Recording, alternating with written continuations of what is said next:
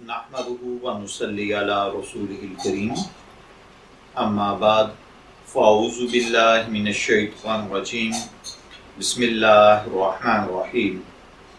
अस्सलामु अलैकुम dear viewers, आपके फेवरेट रूहानी चैनल शऊर इन्फो से मैं हूं प्रोफेसर शब्बीर अहमद।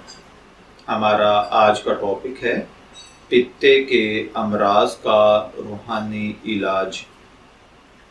अल्लाह ताला हर भाई बहन को पित्ते के अमराज से महफूज रखे।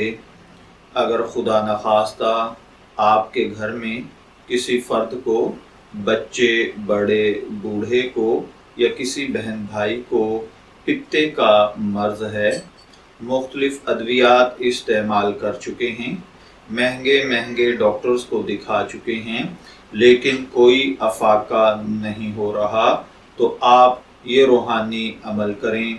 इंशाअल्लाहुल अज़ीज़ इस रूहानी अमल की बरकत के साथ पित्ते का मर्ज़ हमेशा के लिए ख़त्म हो जाएगा।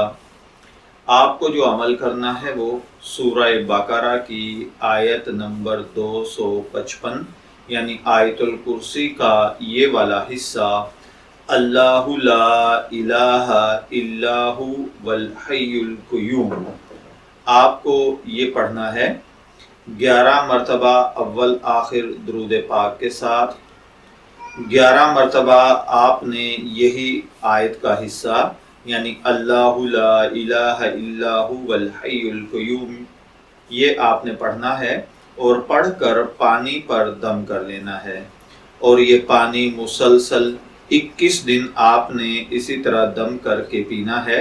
यानी एक दिन आप सुबह के टाइम ये अमल करें, पानी पर दम कर लें और पी लें, फिर दूसरे दिन नए पानी पर दम करें, पिएं, तीसरे दिन इसी तरह 21 दिन तक रोज़ाना आपने पानी पर दम करना है और वो पानी उसी दिन थोड़ा थोड़ा करके पी लेना है।